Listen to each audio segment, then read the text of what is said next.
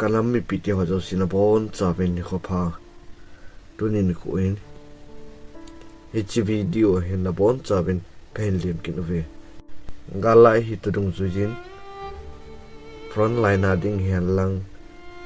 chule ana asa again the ha asawa dinga panpina sumna thot kha ta em chule na sum thot chu amu dinga lom hoin amu mo nam ti nanung khol kha ta em ki chem se au mo mo ti 100% proof a he bang ka tingam pon hin aum thei thil khat jong hi zin hi chi chung chang thu donation hin bol hole sum gpa thon ho chung chang thu hin ngai dan them khat iphat chom pi te dom tin kalungyal them khat share kai pol no wen chi hoi ta in nami pi te hon an ngai te te dingin kai tem be inam volunteer ho dim ham ai lo le again the ha sa adam lo ana sa ho dinga donation hin bola whatsapp group dunga iti tin hi chilang muna ki thopi na ngai chan hi lo le ama pa ma nu chu adam lo jein ki thopi wite ya whatsapp group ma message wai ta saw ta on ki ya anoi langa I account donation bol pa bol nu in I account number le a gp number ho hoita a hin ta do a whatsapp group ma plus and bol ji ting le hichi message ho chu e ho ka la a chalak ti de a ching ti de ham khal ni in hichi message chu copy and paste a bol jin anoi langa bank account number le gp number ho chu a khel jin ama account number ama gp number ho a hab jin a forward son ki din ti ang ki thot son tiam na jon khal ni in kol chil na nei lo ki thopi na chu gang chalin ina thot ji be hichi ai thot ji ho pe thot ki lo hi ta hiti tabang thot kil bol kil om na lo dinga che I lo di ho mi tiale hichi gp number hung ki pi phone number hung ki pi ho chu I call diu ai lo le message a phatia ki ho pi diu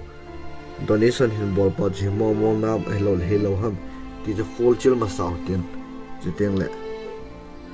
sum le pai niaw niaw ki thopi ngom na ho chu a chang ding a lom ho chang in tim zog le na ma cha lo de ham tia kai ke la kan se he aje chu ke ta ying in jo ka to ji pe ham tia le masang la khana volunteer anu to achanu ngzaw ka pen ki na mu su ke de ka ta sanin ke video wa jo ichi ki thopi na pan pi na rol ba whatsapp group message tunga ahung ki mo chun ki nyam ka video a yaw cha ka jaw sa in a hin la hi chi gp number ki pe pen chu jo ka se ma panga chu mi chala hon number an ki hama an thot ani khatham ki ka het chen set lo je chun ichi ka video chun gp number pe chu direct da jaw sa pwe ke phone number jo ka pi in ichi ka se chu ti ka se yam ke wang sumnin thot bin ka ti poi a hin ichi